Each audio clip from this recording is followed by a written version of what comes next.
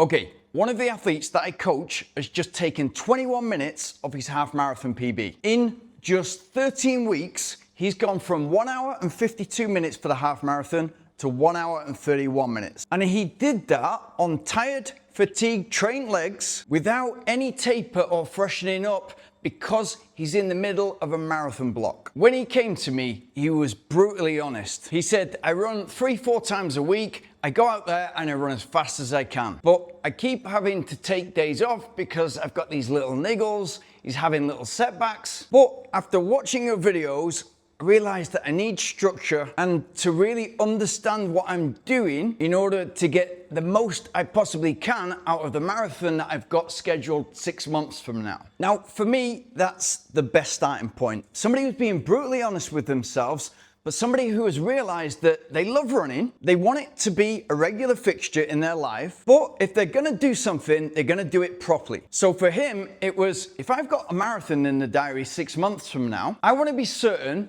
that I get the optimal result as a byproduct of learning to train in exactly the right way. And that's exactly what we did. More detailed conversation. What does your sporting background look like? What does the rest of your life look like? What are the elements in that life stopping you from training and recovering like a professional runner so that we can treat you like a professional runner, but with respect for everything else going on in your life. So within the first 3 weeks, because he was quick and he was on the ball, we knew exactly his limiting factors and development areas. So then we've got 5.5 months before the marathon to train to attack exactly what is holding him back as a runner and putting the sessions and the progressions from those sessions together precisely for him so that he moves forward, he improves as much as we possibly can and as safely as possible. And what he did was brilliant. Now, all of that is great. You can have the best running plan on the planet, and you can find them everywhere. They will all give you direction. Another version of this.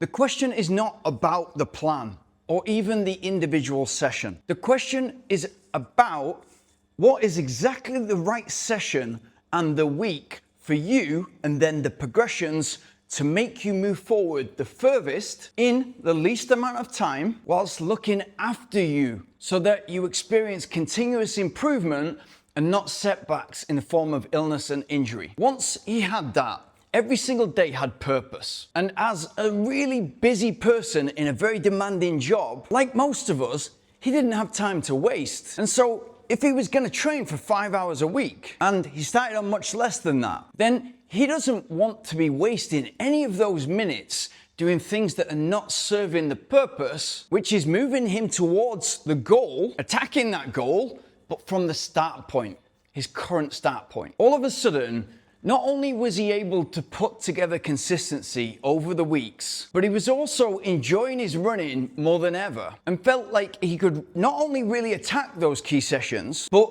that those sessions were exactly the right things for him to do to propel him forward most. And that adds a lot of enthusiasm. So last week when we talked through his race card, his pacing guidance, he wasn't nervous or anxious at the thought of going a minute per kilometer faster. He was excited and he had total confidence in that pacing guidance because, and he is a data guy, he had seen the clear data points in his training to know that that race card, that pacing guidance wasn't just a hopeful target that lines up with the bigger picture of running a much faster marathon. He knew it was just a case of execution. And not only is that very freeing for the mind to learn how to pace a half marathon and how to pace a marathon, it's an incredible skill, an incredibly valuable skill to learn so that when you run a marathon or a half marathon or any distance race, you're confident that you're gonna get the very most out of the training that you can. And that's what it's all about. That's exactly what he did well. Trusted the process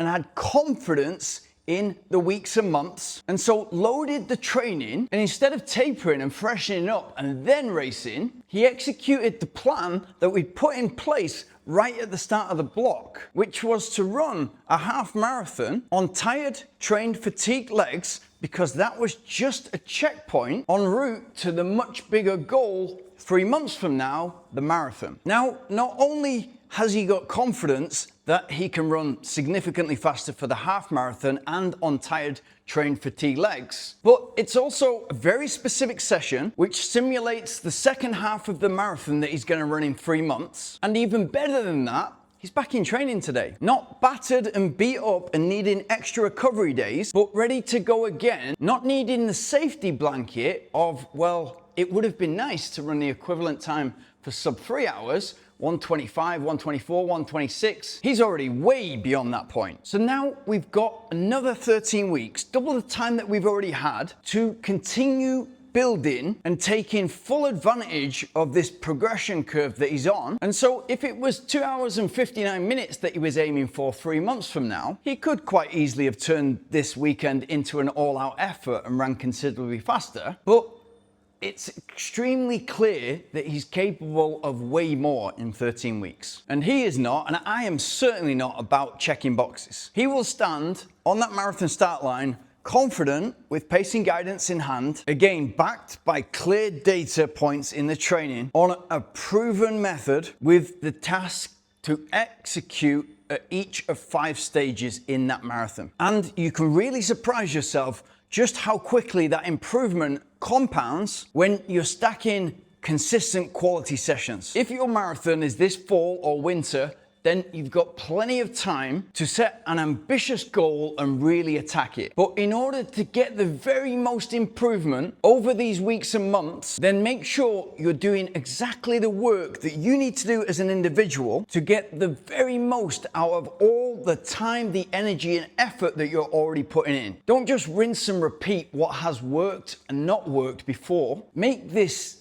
that performance that you remember as the first marathon you started to train in the right way for you. And if you're serious and you're already putting the work in and you've got a positive attitude, then get in contact by booking a call in the link in the description. It is remarkable what you can achieve when you start doing the right things well. For me, that involved going from a 3-hour 25 marathon to a 2-hour 37 marathon, and then on to a 2-hour 21 marathon. And the story is not yet complete.